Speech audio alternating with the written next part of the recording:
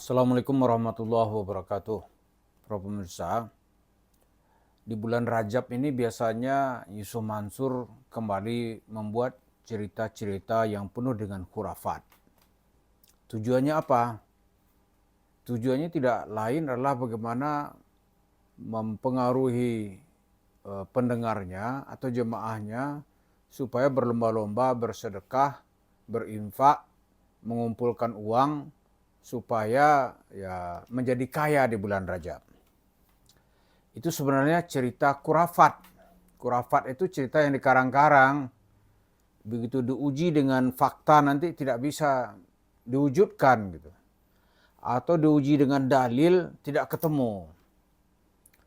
Berikutnya begini kata Yusuf Mansur ini. Ini kan orang diajak bertobat. Sebenarnya bukan masyarakat yang diajak bertobat, dia harus bertobat gitu. Karena kasusnya banyak, ya kan? Lalu dia ingin membersihkan dirinya, aneh tobat. Caranya kemana? Tobatnya itu katanya membaca 1000 salawat setiap hari. Ya kan? Lalu kalau sudah dibaca 1000 kali salawat Nabi setiap hari, maka dosa diampuni oleh Allah. Itu dalil dari mana? Kalau dari cerita-cerita Yusuf Mansur, semakin banyak orang membaca salawat, orang menjadi pencuri. Itu yang benar gitu. Kenapa? Karena dalam ajaran salawatnya, itu kan begini. Salawatin, tunjuk, ambil, bawa. Mencuri nggak tuh? Tunjuk, ambil, bawa. Kalau ada orang yang percaya ini, jadi pencuri dia. Seperti kelakuan Yusuf Mansur. Ya kan? Karena itu untuk menambah pendapatannya di bulan Rajab ini, supaya warung steaknya itu nambahnya itu luar biasa gitu. Maka syarat pertama itu Yusuf Mansur harus tampil kembali di tengah masyarakat. Mimbar-mimbar masjid, panggung-panggung di majlis taklim dia harus dia isi. Untuk menceritakan cerita-cerita kurafat. Cerita kurafat yang dia karang-karang yang tidak ada dasarnya, bahkan bertentangan dengan logika akal sehat, bertentangan dengan dalil-dalil yang disepakati oleh para ulama Islam. Jadi apa namanya nih? Setelah dia bercerita kurafat, lalu bercerita salawat. Nah, dengan cerita salawat itu nanti dia seolah-olah sudah terbebas dari semua kelakuan-kelakuannya yang dituntut oleh masyarakat. Baik dalam masalah uang maupun nanti dalam masalah-masalah yang berhubungan dengan moral. Salawatin aja, gitu. Lalu dengan cerita begini nih, kalau sedikit orang percaya kepada Yusuf Mansur, itu alamat nanti bahwa uangnya akan dia kuras. Jadi begitu terikat dengan emosi Yusuf Mansur, udah habis sudah. Jadi untuk menyelamatkan diri Yusuf Mansur, semua argumen-argumen agamanya itu harus ditolak. Harus ditolak. Karena itu ada dalam kaedah apa itu? Kaedah apa ini? Kajian ilmu hadis itu. Hadis katanya. Kalau diriwayatkan oleh seorang orang pembohong, dia dikenal sebagai pembohong, tuh hadisnya harus ditolak. Meskipun mungkin cerita hadisnya itu benar. Nah cerita Yusuf Mansur juga begitu. Walaupun mungkin ya nanti kan nggak tahu ya, cerita itu mungkin benar. Gitu. Itu wajib ditolak. Kenapa? Karena dia dikenal sebagai pembohong. Abul Kadzab namanya nih. Bapaknya para pembohong. Jadi cerita agama itu nggak boleh dipercaya gitu. Tapi ya kalau ngelihat warung steaknya ya kan itu kan fakta ya. Itu kita percaya dia punya warung steak yang banyak sekali ya. Lebih dari 200 mungkin dia punya warung steak. Itu fakta. Lalu kalau cerita khurafatnya ini bisa kita tolak, ya, bisa nggak dipercaya lagi oleh masyarakat, maka fase berikutnya apa aja usaha-usaha bisnis yang ditawarkan oleh Yusuf Mansur harus dijauhi. Karena semua usahanya bermasalah. Kecuali ya yang atas namanya sendiri diambil uang dari masyarakat, uang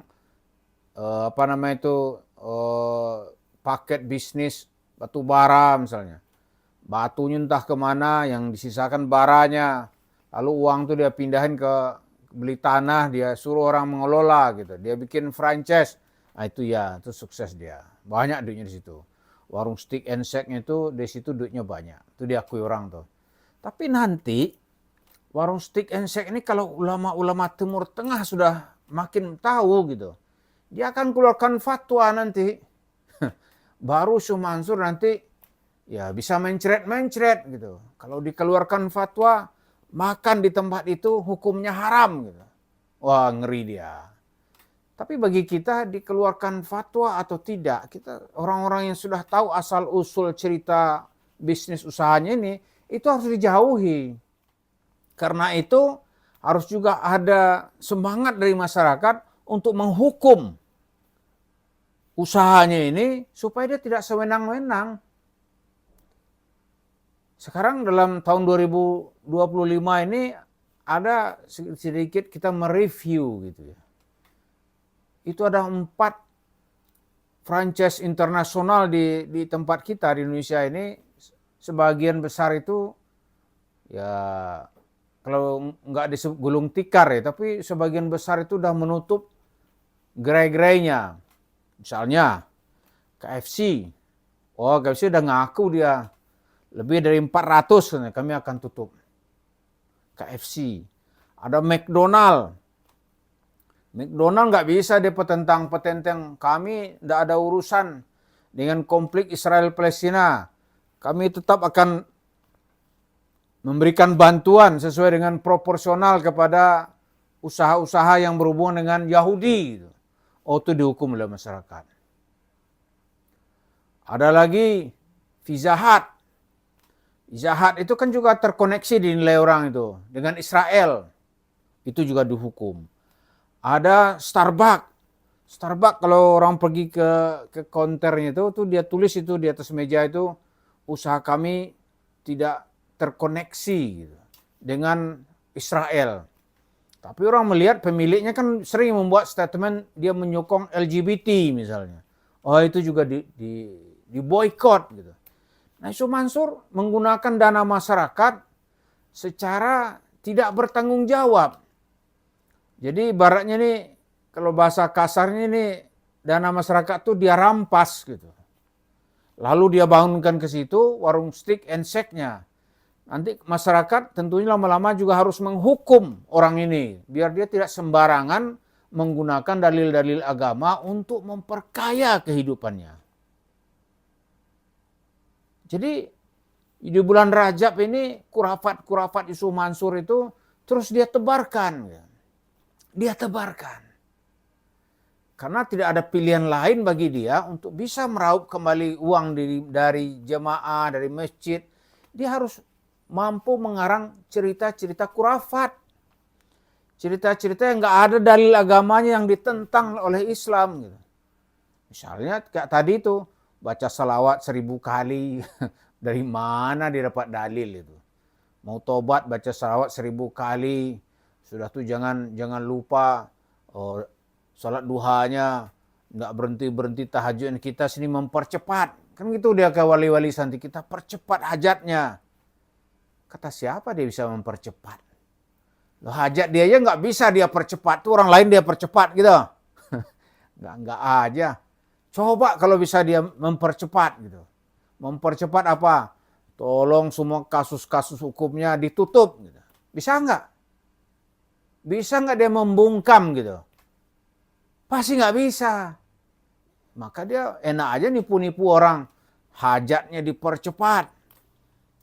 Dipercepat katanya. Jadi kalau rezekinya nih masih gantung di langit, dia ikut menarik ke bawah gitu. Itu kurafat namanya itu. Cerita enggak. Orang akan cepat jadi kaya gitu. Itu kan kalau nggak ada wasilahnya terus gimana orang mau kaya? Jadi itu yang terus-menerus digenjot oleh Yusuf Mansur selama bulan Rajab. Maka kita menamakan juga khurafat bulan Rajab. Ujung-ujungnya nanti ya pasti itu meraih simpati, dan dari situ akal orang ditumpulkan, emosinya yang dikemukakan, dalil agamanya nggak pernah diada. Nah di saat itu dia bisa merasa berhalusinasi, akan bisa comeback untuk kembali mendapatkan duit-duit masyarakat yang selama ini dia nikmati. Maka sekarang ini orang, kalau menurut saya ya, serangan balik sedang terjadi. Arus balik serangan itu nggak bisa juga dihentikan. Karena sekarang ya medsos tersebar di mana-mana. Setiap orang sekarang ini hampir pegang handphone. Nggak ada orang nggak pegang handphone sekarang ini. Kuli-kuli bangunan pegang handphone dia. Penjual-penjual di pasar itu pegang handphone semua, nggak ada yang nggak. Nah dari handphone itu ada internet, ada Android, dari situ kebenaran atau informasi terbuka kemana-mana. Di Sumansur mau bercerita khurafat, dia satu bicara, itu mungkin 10 yang mengcounter, kita satu di antaranya. Jadi halusinasi Yusuf Mansur untuk kembali ke masa lalu, rasa-rasanya nggak mungkin itu bisa terjadi. Karena itu ya Yusuf Mansur siap-siap aja lah menghadapi tuntutan masyarakat di pengadilan.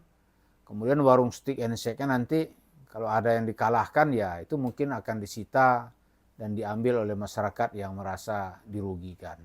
Mari kita tunggu, semoga proses ini cepat berjalan, kebenaran kembali ke tangan jamaah yang selama ini telah diperdaya oleh Yusuf Mansur dengan cerita omong kosong.